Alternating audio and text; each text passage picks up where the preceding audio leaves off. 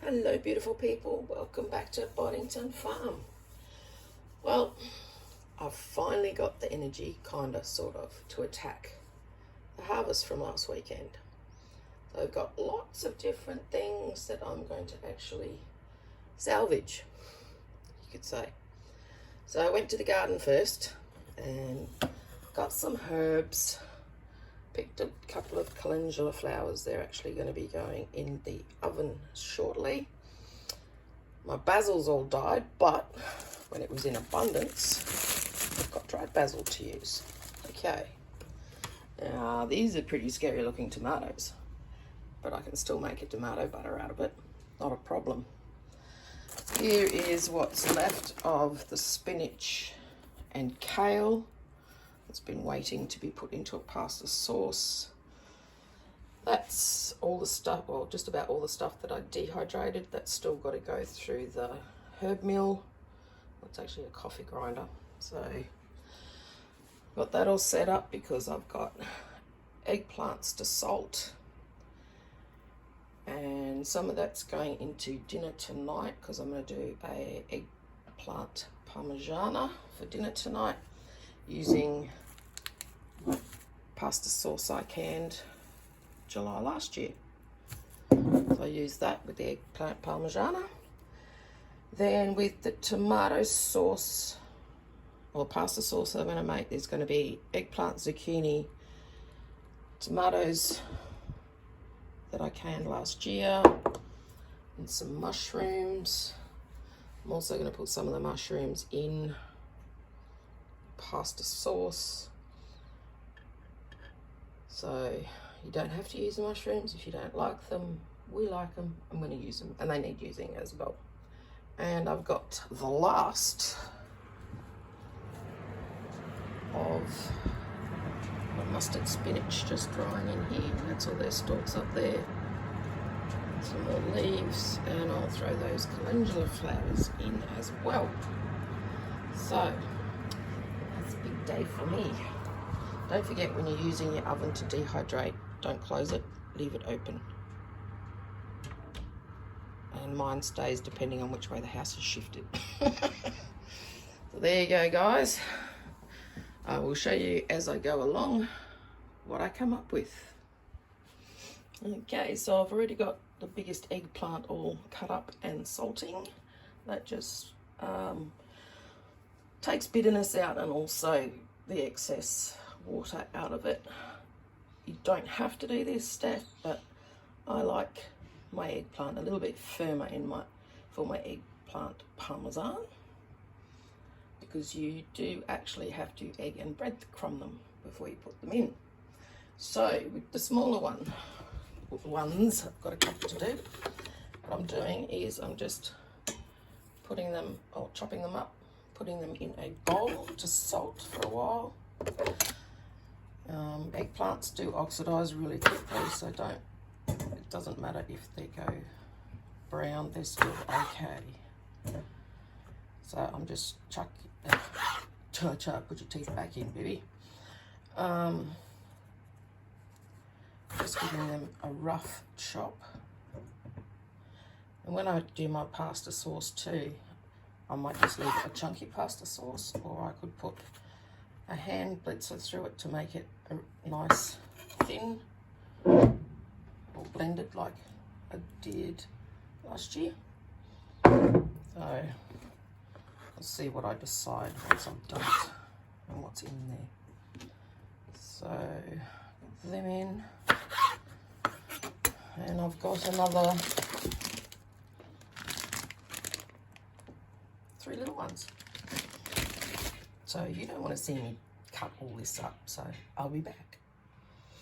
All right, let's see if I can make this pasta sauce. It could be funny. You guys know what I'm like, don't you? I never follow a recipe, I never do measurements. And of course everything tastes better with butter. So with your pasta sauce, you've got to make sure you make a nice base.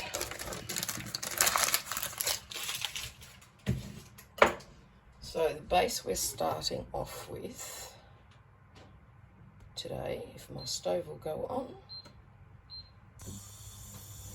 get the butter in and melt it.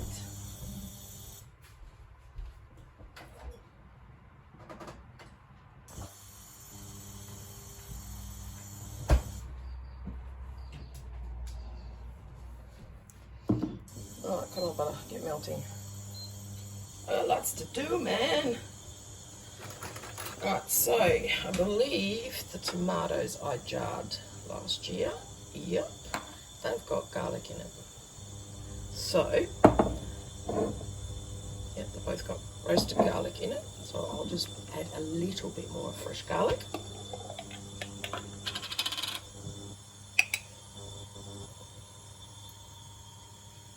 Yeah, I know, it's just a little bit. See, this is the joys of, you know, growing your own stuff, making your own sauces. If you make them the way that your family enjoys them. I know after I started making my own pasta sauces last year, I'm not allowed to buy them from the shop anymore because apparently they taste like crap compared to mummy's. So get that sweating off. I'll get some black pepper in there.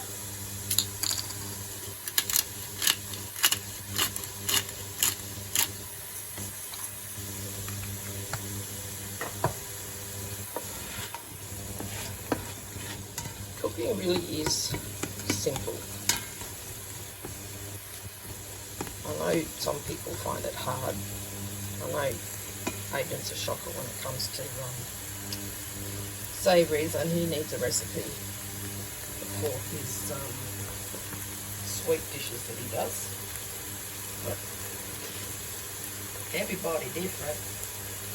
Plus my mum, well, she could turn an old boot into something we could eat. A lot of the stuff that I cook is all self-taught because my mum didn't like me in the kitchen that much, and really I was an obnoxious teenager who didn't want to really go in the kitchen anyway. Luckily I had some of her recipes written down before she passed away.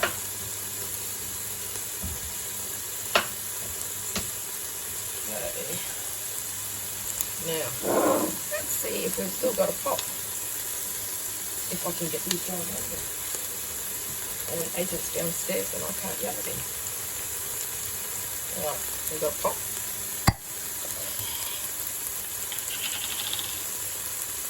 Oh, that smells so good.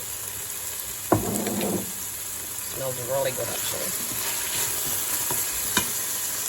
So, okay, that's not mould, that is basil and garlic, and these are all Agent's cherry tomatoes that I made that out of.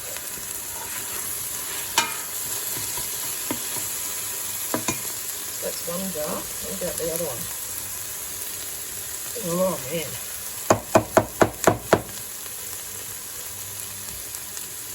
Nope. This one's really stuck, this one.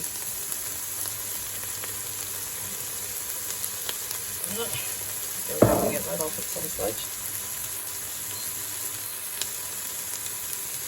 Okay, get in. And yes, I don't bother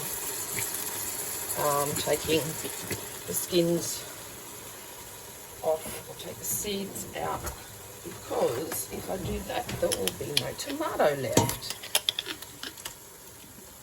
This Agent grows some pretty potent tomatoes.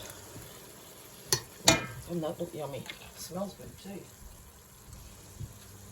And yes guys, I used a store-bought jar. Nothing wrong with it, they're fine.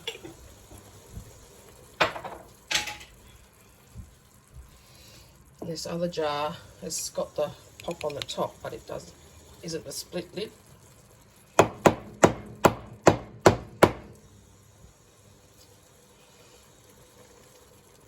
Oh, this thing don't want to come off at all.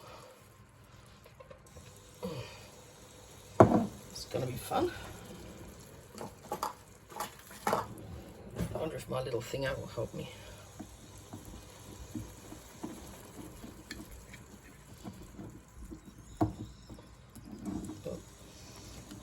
It's starting. The seal's starting to break, but it's not coming off.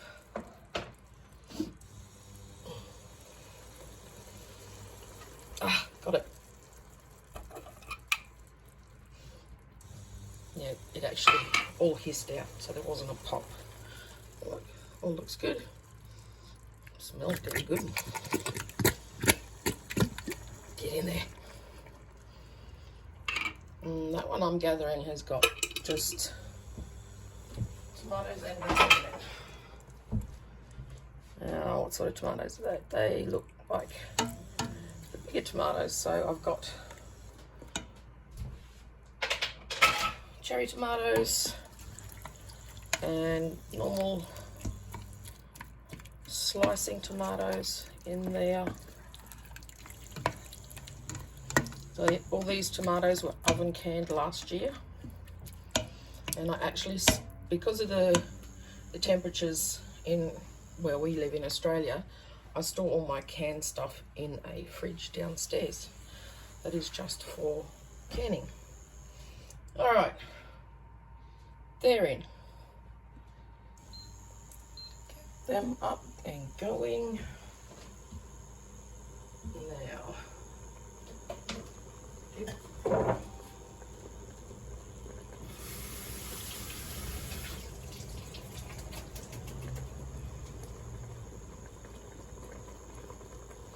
So I just gave the eggplants a quick wash under the tap to get some of the salt off them. I haven't put any added salt in there yet.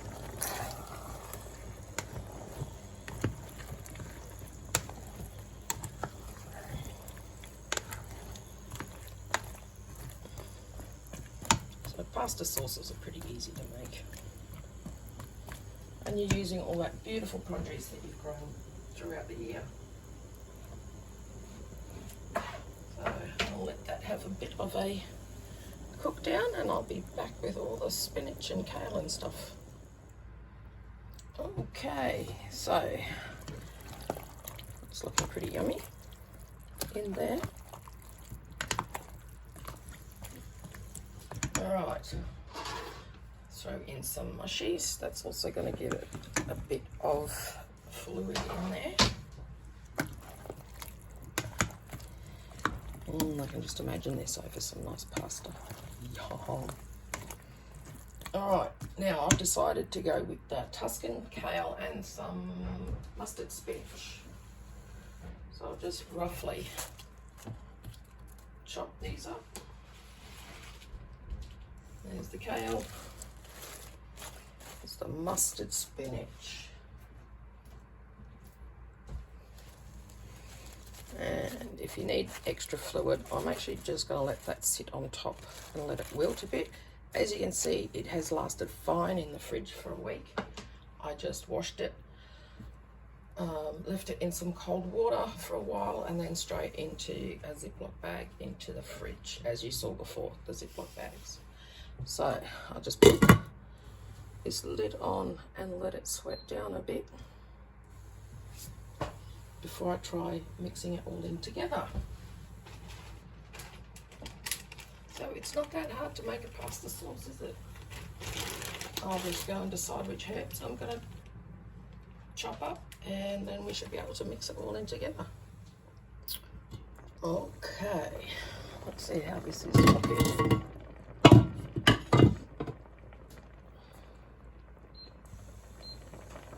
Decided, because the tomatoes already have basil in it, I'd go for a little bit of parsley and some oregano.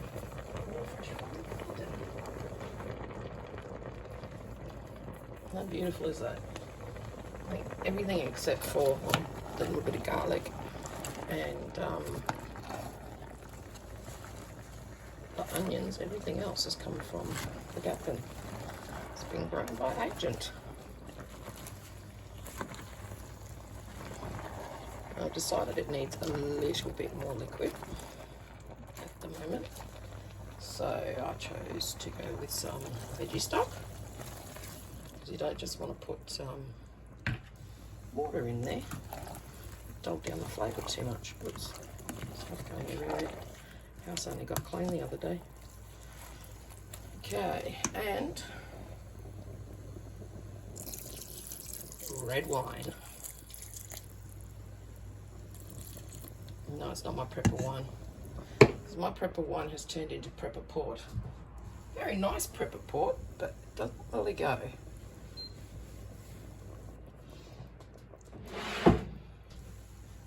Okay.